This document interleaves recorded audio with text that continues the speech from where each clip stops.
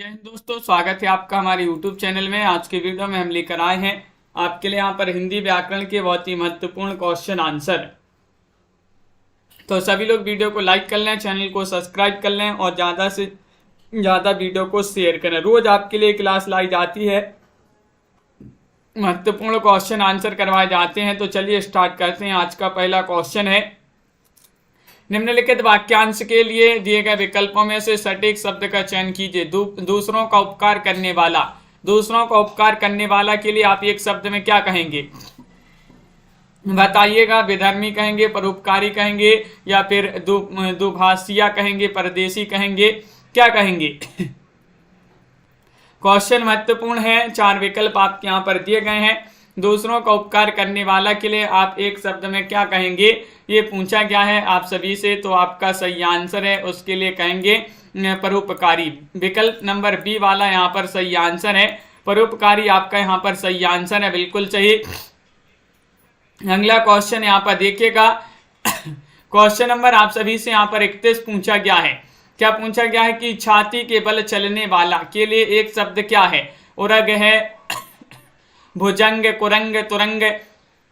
31 में आप सभी के लिए चयन करना है। 1231 में आप सभी का क्या होगा सही आंसर? छाती के बल चलने वाला के लिए एक शब्द में आप क्या कहेंगे, ये बताना है। 4 विकल्प आपके दिए गए हैं। महत्वपूर्ण क्वेश्चन यहाँ पर है और आप सभी का यहाँ पर सही आंसर है कि उसे उरग कहेंगे। क्या कहेंगे? उरग कहेंगे। विकल्प नंबर 1 सही आंसर है। छाती के बल चलने के लिए उरग कहेंगे। भुजंग का अर्थ सांप, कुरंग का अर्थ हिरन और तुरंग का अर्थ होता है घोड़ा।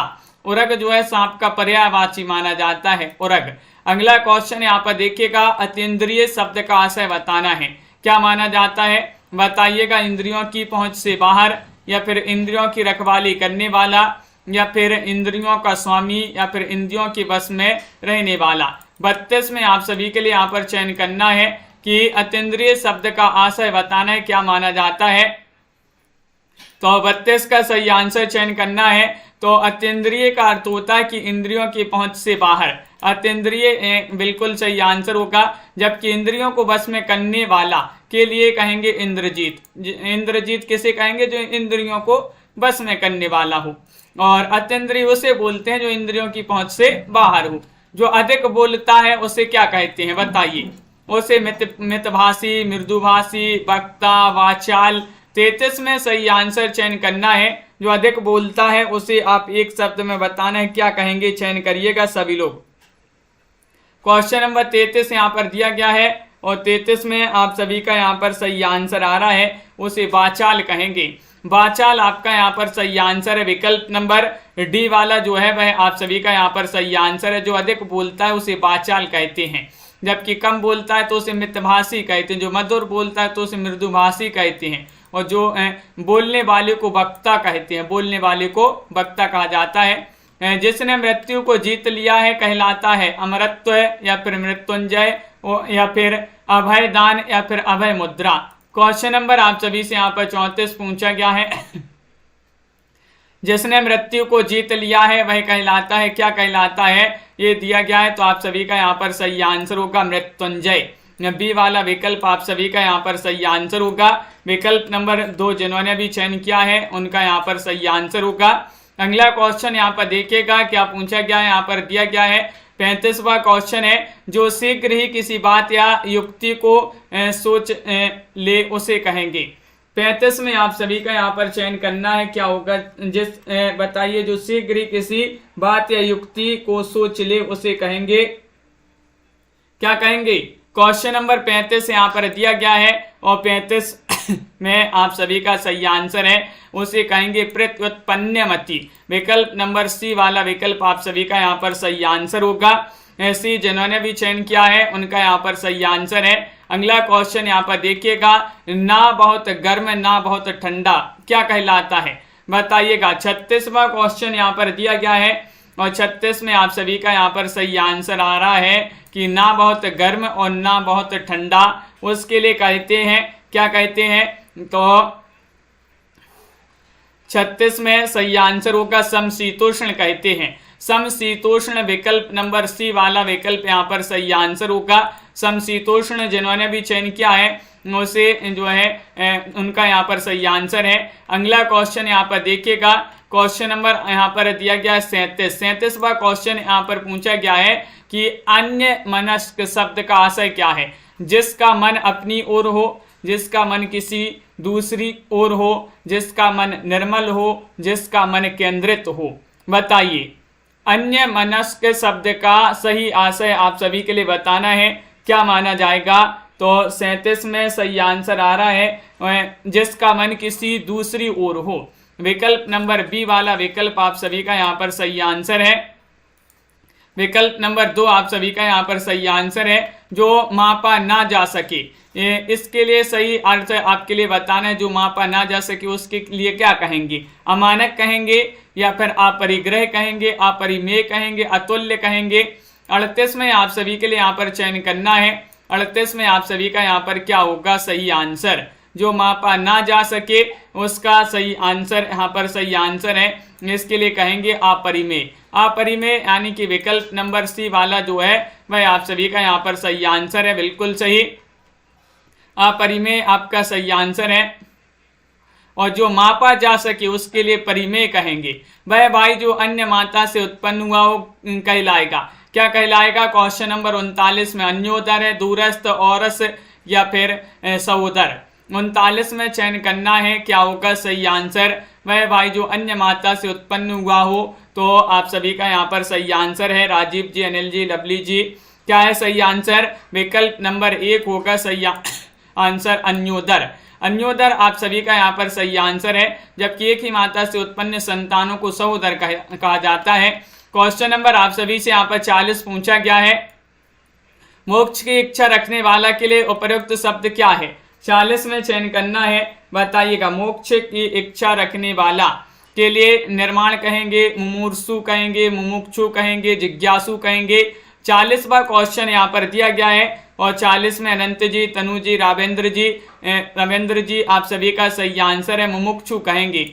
विकल्प नंबर सी वाला जो विकल्प है वह आप सभी का यहाँ पर सही आंसर है।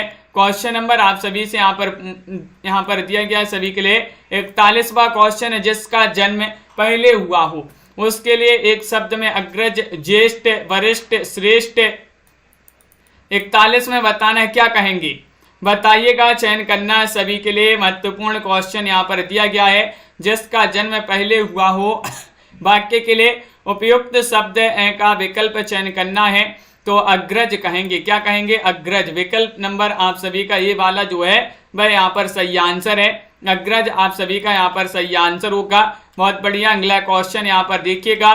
क्वेश्चन नंबर आप सभी से यहाँ पर क्वेश्चन 42 दिया गया है। 42वां क्वेश्चन है, सभी को बताना है इसका आंसर। आजानुबाहु शब्द निम्नलिखित में से किस वाक्यांश के लिए जो है प्रयुक्त है, सही है। जिसकी भुजाएं छोटी हो या फिर जिसकी भुजाएं लंबी हो, जिसकी भुजाएं घुटनों तक लंबी हो, या फिर उपयुक्त में से कोई नहीं। 42वां क्वेश्चन यहाँ पर दिया गया है।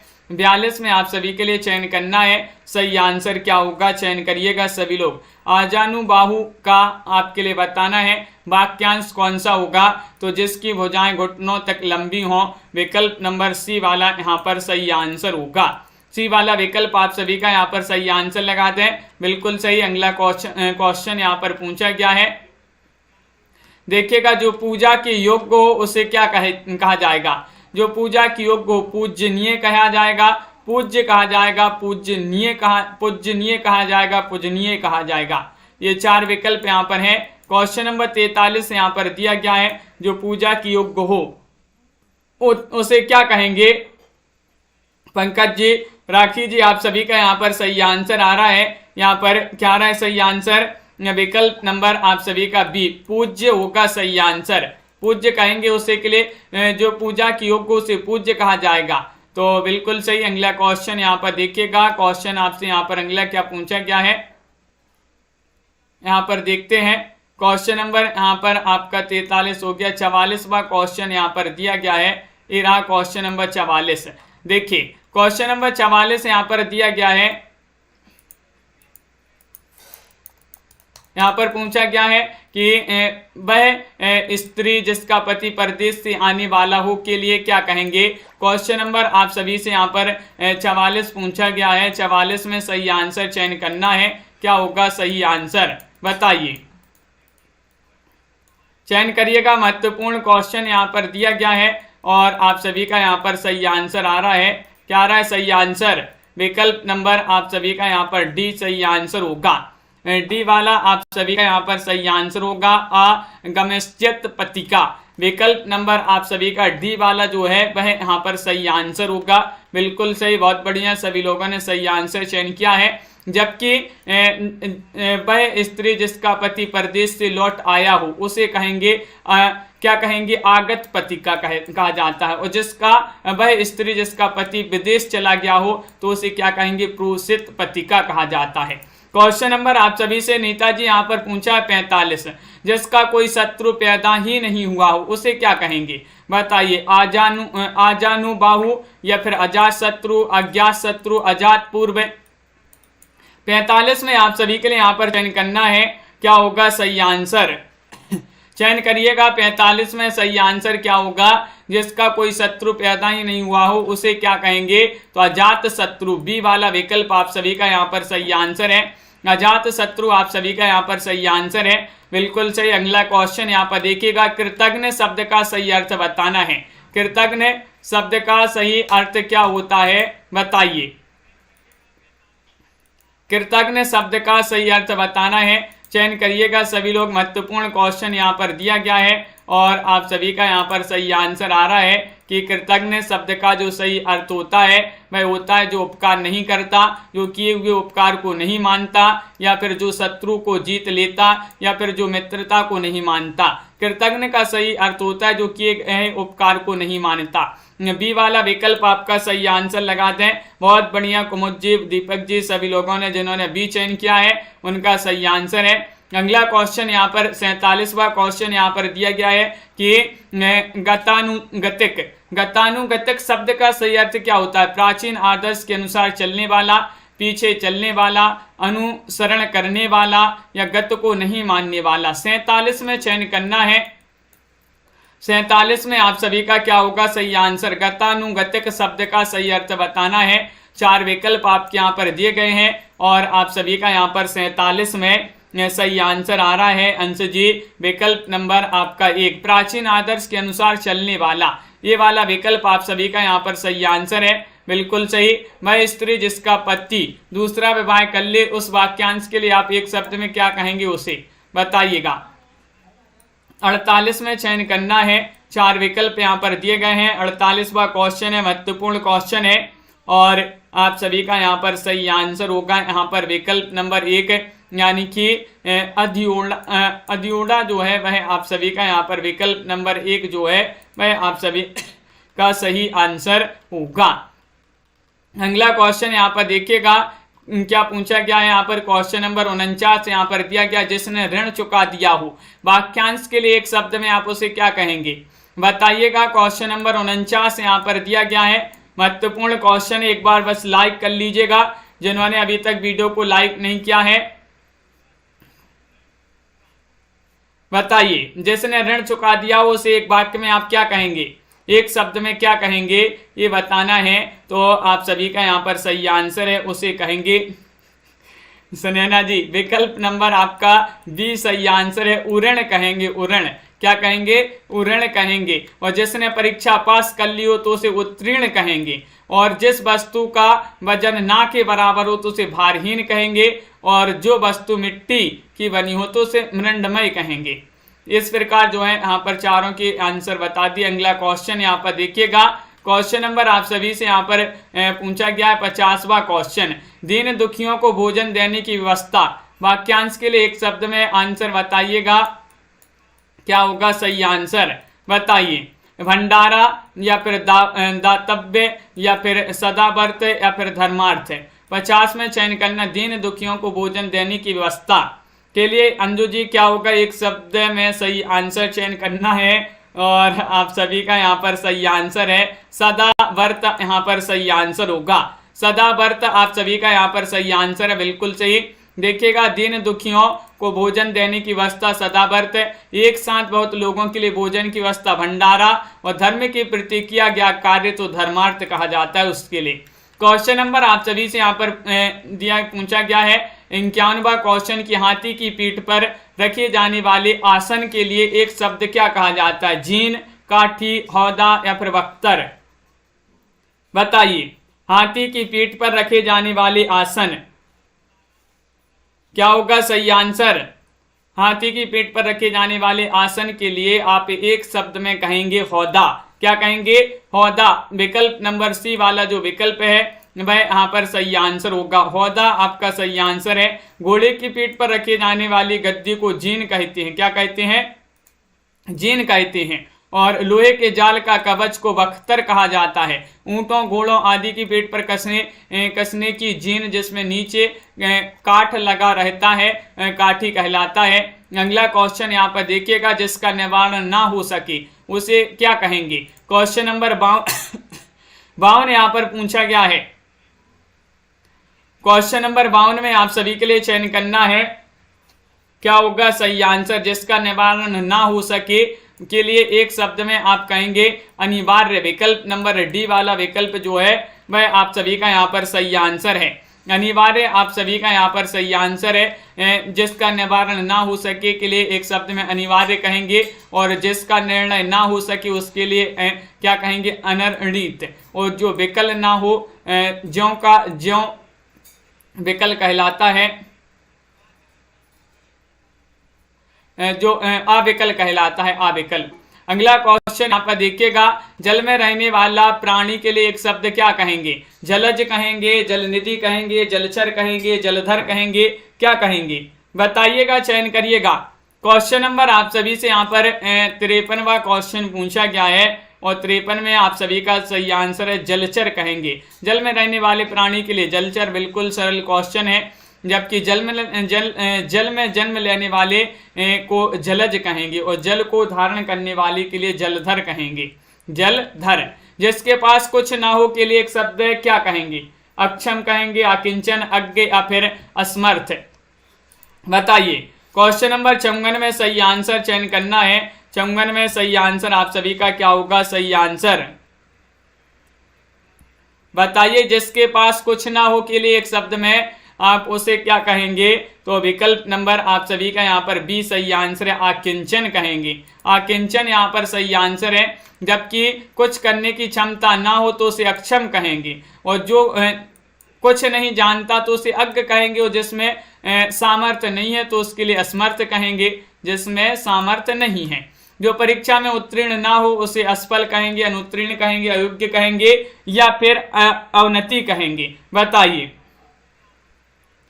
और आप सभी का यहाँ पर सही आंसर है आनंद जी, अर्चना जी, पूर्णिमा जी। क्या होगा सही आंसर? तो जो परीक्षा में उत्तीर्ण ना हो तो उसे अनुत्तीर्ण कहेंगे। क्या कहेंगे? अनुत्तीर्ण कहेंगे। विकल्प नंबर बी वाला विकल्प आप सभी का यहाँ पर सही आंसर है। जो परीक्षा में पास हो तो उसे उत्तीर्ण कहेंगे। हमेशा रहने वाला शब्द बतलाइए, हमेशा रहने वाला एक शब्द बतलाइए। शाश्वत, समसामयिक, प्राणदाप या फिर पार्थिव?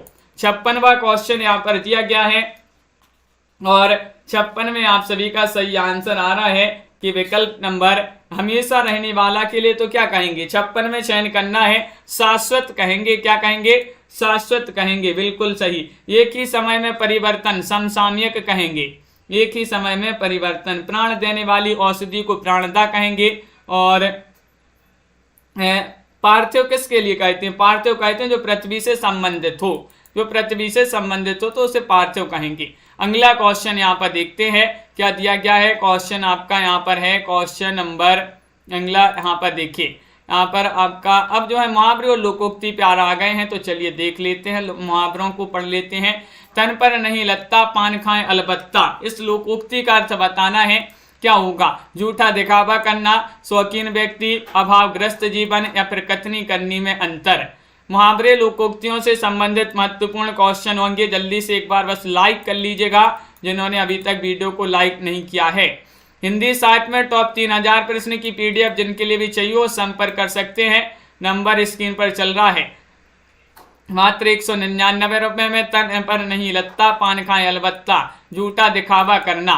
विकल्प नंबर 1 आप सभी का यहाँ पर सही आंसर है, बिल्कुल सही। अब लोकोक्ति किसे कहते हैं, देखिएगा लोकोक्ति को पढ़ लेते। किसी विशेष स्थान पर प्रसिद्ध हो जाने वाले कथन को लोकोक्ति कहते हैं। दूसरे शब्दों में या यूं कहें, जब कोई पूरा कथन किसी प्रसंग विशेष में उद्धृत किया जाता है तो लोकोक्ति कहते हैं। लोकोक्ति शब्द जो है लोक धन उक्ति शब्दों से मिलकर बना है, जिसका अर्थ है लोक में प्रचलित उक्ति या कथन।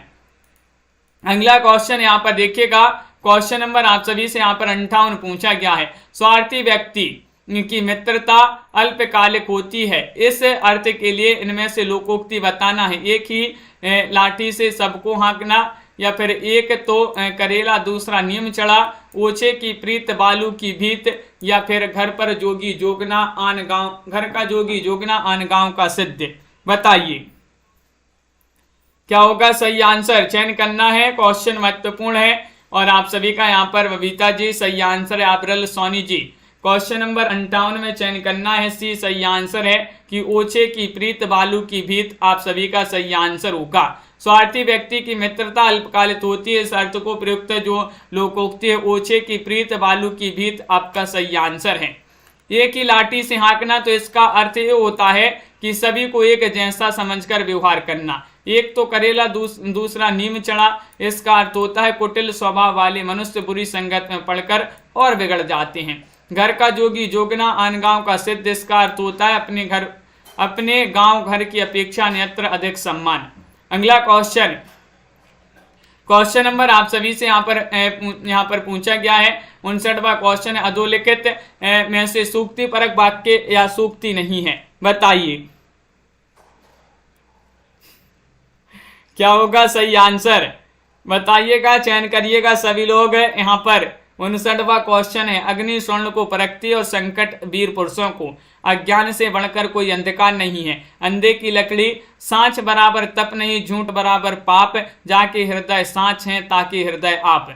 तो यहाँ पर आपके लिए बताना है कि सूक्ति परक वाक्य या सूक्ति नहीं है, तो आप सभी का सी सही आंसर है, अंधे की लकड़ी। अंधे की लकड़ी आप सभी का सही आंसर है, बिल्कुल सही। एक अंधे की लकड़ी एकमात्र सहारा, जिसका अर्थ होता है, ये हिंदी का एक प्रसिद्ध मुहावरा माना जाता है। निम्नलिखित में से मुहावरा बताना है, बताइए। सावन हरे न बादों सूखे, या फिर भाड़े का टट्टू, एक पंथ दो काज, या चिराग तले अंधेरा।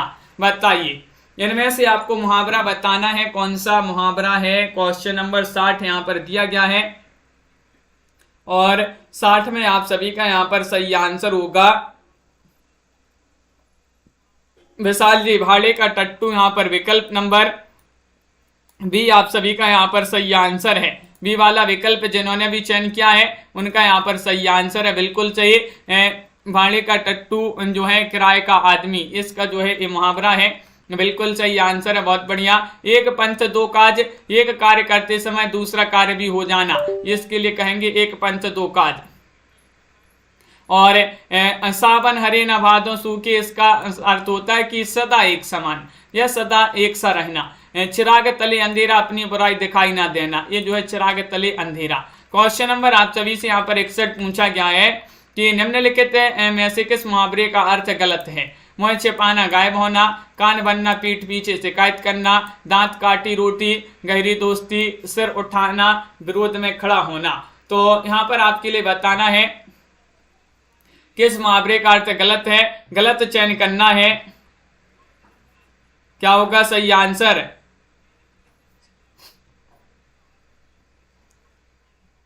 और आप सभी का यहां पर सही आंसर आ रहा है,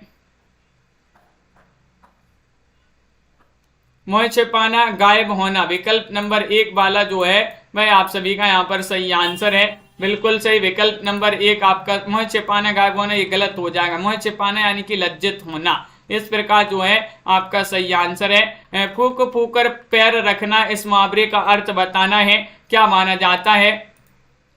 फूक फूक कर पैर रखना, इस मुहावरे का अर्थ है डर कर कदम बढ़ाना, धीरे धीरे चलना, सोच विचार कर काम करना, या सावधानी पूर्वक चलना। 62 में आप सभी के लिए चयन करना है, 62 में बताइए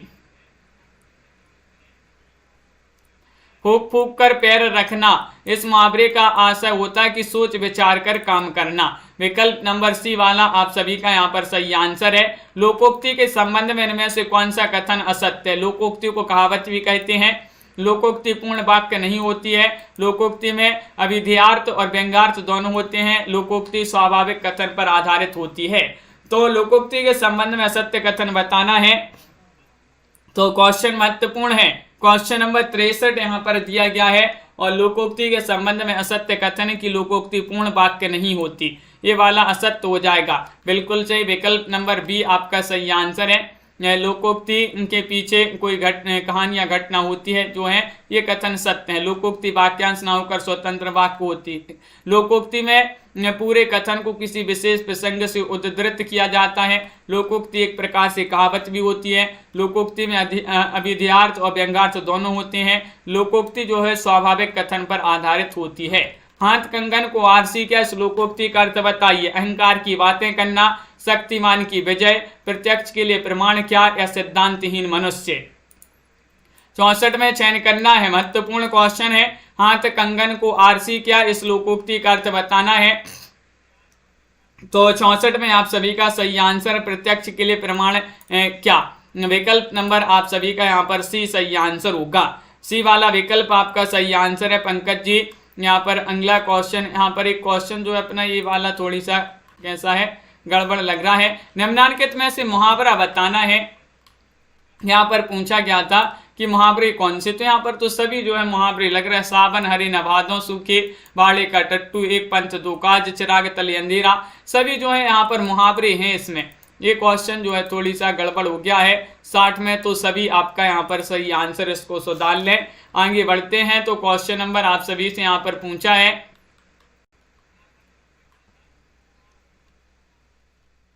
अगला क्वेश्चन यहाँ पर देखिएगा। क्वेश्चन नंबर आप सभी से यहाँ पर दिया गया है, कौन सा 65वां क्वेश्चन है। निम्नलिखित प्रश्न में 4 विकल्पों में से उस विकल्प का चयन करिएगा जो दी गई लोकोक्ति का सही अर्थ हो। यानी कि आग लगनते झोपड़ा जो निकले सो लाभ। बताइए, नुकसान होते होते जो कुछ बच जाए वही बहुत है। बहुत बड़ कर बातें करना, उद्योगी को ही धन मिलना, या फिर लेने का देना। यहाँ पर आपसे पूछा इसका अर्थ बताना। आग लगनते चोपड़ा जो निकले सो लाभ, इसमें आपका इसका अर्थ बताना है। बताइए, चयन करिएगा सभी लोग। महत्वपूर्ण क्वेश्चन यहाँ पर दिया गया है और आप सभी लोग लाइक नहीं किए हैं अभी तक, क्या बात है, जल्दी से एक बार लाइक कर लीजिएगा। 65 में आपका विकल्प नंबर ए वाला सही आंसर है। नुकसान होते होते जो बच जाए, जो कुछ भी बच जाए वही बहुत है। विकल्प नंबर आप सभी का एक सही आंसर होगा। बिल्कुल सही। अगला क्वेश्चन यहाँ पर देखिएगा। क्वेश्चन नंबर आप सभी से यहाँ पर 66 पूछा है। यहाँ पर इस मुहावरे का अर्थ बताना है कि अंजर पंजर ढीला होना, तर्क करना या टालम टोल करना, या फिर अनाड़ी आदमी को सफलता प्राप्त होना, मौत निकट आना, या शरीर शिथिल होना, या बहुत थक जाना। अंजर पंजर ढीला होना, बताइए। चयन करना है सभी के लिए। क्वेश्चन नंबर आप सभी से यहाँ पर पूछा गया है, कौन सा, यहाँ पर 66वां क्वेश्चन दिया गया है। अंजर पंजर ढीला होना, शरीर शिथिल होना, या बहुत थक जाना। विकल्प नंबर आप सभी का डी वाला जो विकल्प है वह आप सभी का यहाँ पर सही आंसर होगा। डी वाला विकल्प आप सभी का यहाँ पर सही आंसर है। अनिल जी बहुत बढ़िया। अगला क्वेश्चन यहाँ पर पंकज जी देखिएगा। अगर मगर करना यानी कि तर्क करना, टालम टोल करना, अंधे के हाथ बटेर लगना, अनाड़ी आदमी को सफलता प्राप्त होना, अंतिम घड़ी आना, मौत निकट आना। अगला क्वेश्चन यहाँ पर देखिएगा। लोकोक्ति का अर्थ बताना कि अंधों की आगे रोना, अपना दीदा खोना। बताइए, अंधों की आगे रोना, अपना दीदा खोना, इसका अर्थ है अपने घर या गली मोहल्ले में बहादुरी दिखाना, या फिर आमदनी से अधिक खर्च, अपनी इज्जत अपने हाथ होती है, मूर्खों को सदुपदेश देना, या अच्छी बात बताना व्यर्थ है। अंधों की आगे रोना, अपना दीदा खोना, इसका सही अर्थ बताना है। तो 67 में आप सभी का सही आंसर है मूर्खों को सदुपदेश देना, या फिर अच्छी बात बताना व्यर्थ है। विकल्प नंबर आप सभी का जो डी है वह यहाँ पर सही आंसर होगा। डी वाला विकल्प आपका सही आंसर है। आगे बढ़ते हैं, क्या पूछा है। यहाँ पर अगर पूछा जाए ना सावन सूखा ना बादों हरा, इसका अर्थ होता है सदैव एक सा रहना। नदी नाव संयोग, थोड़े समय का साथ। फिसल पड़े तो हर गंगा, मजबूरी से विवश होकर काम करना। बंदर के गले में मोतियों की माला, यानी कि निर्गुणी के पास गुणवान का होना। जो 60 में जो क्वेश्चन पूछा गया था वहां पर मुहावरा बताना था, एक मुहावरा दिया था। बाकी और क्या दी थी, लोकोक्ति दी थी। कौन सी, ना सावन सूखा ना बादों हरा, और भी जो है 3 विकल्प में लोकोक्ति थी, एक विकल्प में जो है आपका क्या था, मुहावरा था। तो इस प्रकार जो है पूछा गया था वहां पर। क्वेश्चन नंबर आप सभी से 68 यहाँ पर दिया गया है कि उड़ती चिड़िया को पहचानना, इसका अर्थ क्या होता है बताइएगा। मन की या रहस्य की बात तुरंत जानना, अनहोनी या लीक से हटकर बात करना, या फिर फिक्र या चिंता करना, या फिर दूसरों को नीचा दिखाने के प्रयास में स्वयं नीचा देखना। उड़ती चिड़िया को पहचानना। हाँ बिल्कुल पंकज जी, ये क्वेश्चन जो है देखिएगा अभी हाल ही में 2021 में ये क्वेश्चन DSSB TGT में क्वेश्चन पूछे गए। ये क्वेश्चन पूछे ही गए किसी न किसी परीक्षा में। मन की रहस्य की बात तुरंत जानना, ये जो है उड़ती चिड़िया को पहचानना इसका अर्थ होता है। ऊंचा सुनना यानी कि कम सुनना, एक अनार 100 बीमार, आवश्यकता से अधिक मांग। आगे बढ़ते हैं और लोकोक्ति यहाँ पर दी गई है। कौन सी दी गई है कि ओस चाटे प्यास नहीं बुझती, ओस चाटे प्यास नहीं बुझती। ओस जानते हैं, ओस किसे कहते हैं, ओस बताइए इसका अर्थ क्या होता है। लोकोक्ति है, बड़े काम के लिए विशेष प्रयत्न की आवश्यकता होती है। एक कष्ट पर दूसरा कष्ट, दोनों और मुसीबत, मूर्ख किंतु धनवान। ओस चाटे प्यास नहीं बुझती। तो आप सभी का यहाँ पर सही आंसर होगा विकल्प नंबर ए वाला यहाँ पर सही आंसर है। बड़े काम के लिए विशेष प्रयत्न की आवश्यकता होती है। विकल्प नंबर 1 आप सभी का यहाँ पर सही आंसर है। बहुत बढ़िया, विकल्प नंबर 1 जिन्होंने भी चयन किया है उनका यहाँ पर सही आंसर है। अगला क्वेश्चन यहाँ पर देखिएगा। क्वेश्चन नंबर आप सभी से यहाँ पर पूछा गया है कौन सा, यहाँ पर अगर पूछा जाए किसी का घर जले कोई तापे, किसी का घर जले कोई तापे, दुखी किसी के दुख में किसी का खुश होना, ये जो है इसका अर्थ होता है। जबकि कूट के बल बछड़ा कूदे यानी कि दूसरे के बल पर काम करना। गई मांगने पूत खो गई, खो आई भरतार। थोड़े लाभ के चक्कर में अधिक नुकसान। गोद में लड़का सर में डिंडोरा, वस्तु के पास हो लेकिन उसकी तलाश दूर तक हो। अगला क्वेश्चन यहाँ पर 70वां क्वेश्चन दिया गया है। देखिए निम्नलिखित में से यहाँ पर भी लोकोक्ति दी गई है। अब की अब, जब की जब के साथ, इसका अर्थ क्या होता है बताइए। बिल्कुल अंश जी, अपन देखते हैं जो है ठंडी में जो कोहरा होता है, जो कोहरा जो है कोहरा होता है, और जो ठंडी में सुबह सुबह अपन उठते हैं तो जो बूंद होती है, जो उसकी बूंदें गिरती हैं, अपन बोलते हैं ना कि ओस गिर रही आज, तो जो पानी गिरता है थोड़ी थोड़ी सा, वही जो है उसी को ओस बोलते हैं। यहाँ पर आपके लिए बताना है अब की अब, तब की अब की अब, जब की जब के साथ। इसका अर्थ आपके लिए कमेंट में बताना है इसका सही अर्थ क्या होगा। क्वेश्चन महत्वपूर्ण है, आंसर कमेंट में आप जरूर बताएंगे। और आज के वीडियो में बस इतना ही। तो वीडियो को सभी लोग लाइक कर लीजिएगा, चैनल को सब्सक्राइब कर लें और ज़्यादा से ज़्यादा वीडियो को शेयर करें। आप सभी को बता दें कि हिंदी साहित्य में टॉप 3000 प्रश्न की PDF जो है मात्र 199 रुपये में अभी आप सभी के लिए मिल रही है। नंबर स्क्रीन पर चल रहा है, संपर्क कर सकते हैं। और